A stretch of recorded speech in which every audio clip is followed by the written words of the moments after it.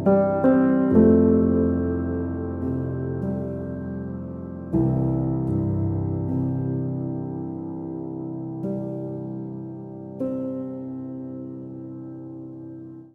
of the President at dedication ceremonies of a dam and reservoir at Whiskeytown, California, September 28, 1963.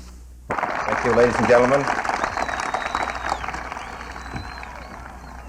My old colleague and your distinguished Congressman, Biz Johnson, Governor Brown, Senator Regan, Assemblywoman Davis, Secretary Udall, Senator Bible, Mr. Engel representing Clay, Larry Carr, ladies and gentlemen, Judge Carter, I appreciate the chance to be here in Whiskeytown and to say a few words from this distinguished community. I was reminded when I read my itinerary of a poem by Stephen Vincent Benet called American Names, and he started it off, I've fallen in love with American names, the sharp, gaunt names that never get fat, the snakeskin title of mining claims, the plume war bonnet of Medicine Hat, Tucson and Deadwood and Lost Mule Flat. Then he goes on to talk about some famous American names, not Whiskeytown, but I think he could add it to the roster, because the name of this community tells a good deal about the early beginnings of this state and country. And I've come across the United States in the last 5 days, starting at Milford, Pennsylvania, which was the home of Gifford Pinchot, who was, with Theodore Roosevelt, the first great conservationist in this country. Imagine how small their country was, how few the people, and yet how dangerous it was in the early part of this century. How great was that danger, that this great natural inheritance of ours, given to us by nature, given to us by God, would be wiped away. The forest ruined, the streams destroyed, waste for the people, water going to the sea unused. And because of the dedicated work of men actually who did not come from this part of the country, who came from the East, Pinchot, Theodore Roosevelt, and later Franklin Roosevelt, this great national effort was made to realize our resources, to make them useful. And all of you who are here today in the state of California are here because of the wise decisions that were made by those who came before, and the wise decisions that you're making now. When you support the effort which Governor Brown described to set aside funds for a bond issue for recreation, it may not come before you immediately, but it will make it possible for your children to live better. This country is changing. We had a 58-hour week, a 48-hour week, a 40-hour week. As machines take more and more of the jobs of men, we're going to find the work week reduced. And we're going to find people wondering what they should do.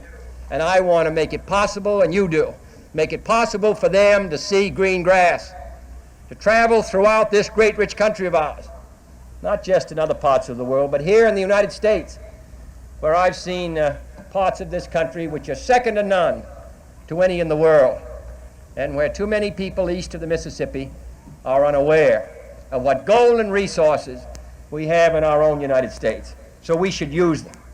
Water should be used. Land west of the 100th parallel was never regarded as fertile.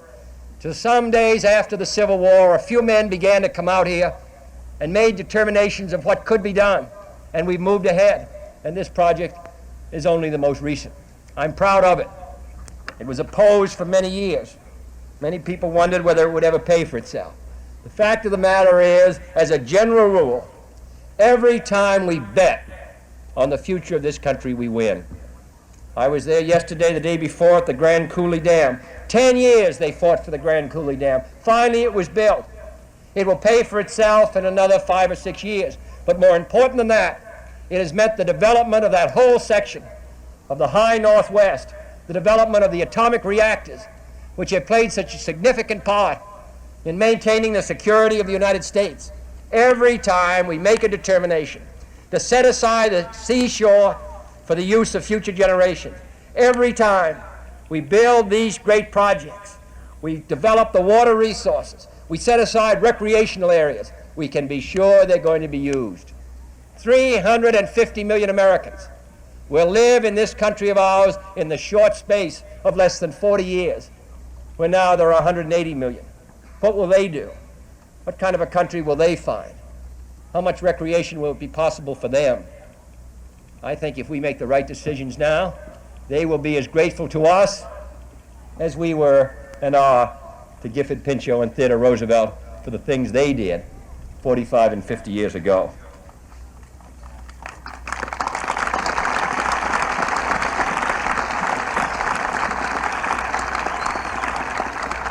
We witness today the completion of a project which symbolizes the goals to which we're committed.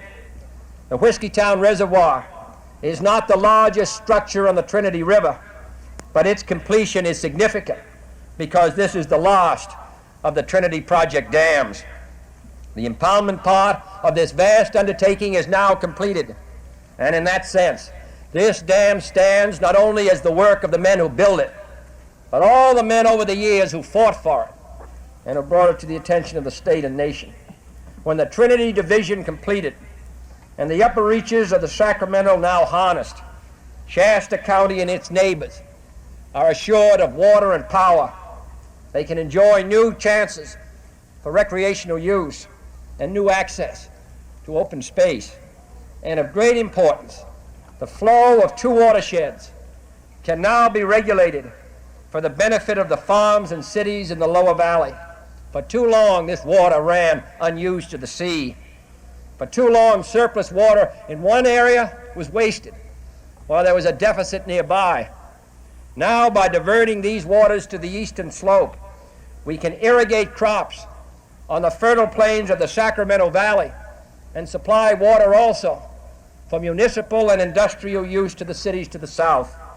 And while running their course, these waters will generate millions of kilowatt of energy and help expand the economy of the fastest growing state in the nation. In these ways, Whiskeytown Reservoir and the Trinity Division will add to our natural beauty and will show that man can improve on nature and make it possible for this state to continue to go. So I congratulate all of you. I wonder how many people realize in the eastern United States, where I come from, that what a great national asset we have. This is not just California. This is one country, 50 separate states, but one country. And people move very freely from east to west and west to east. I wonder how many people here today were born in the state of California. Would they hold up their hands? All right. Just kidding. And how many were not born in California?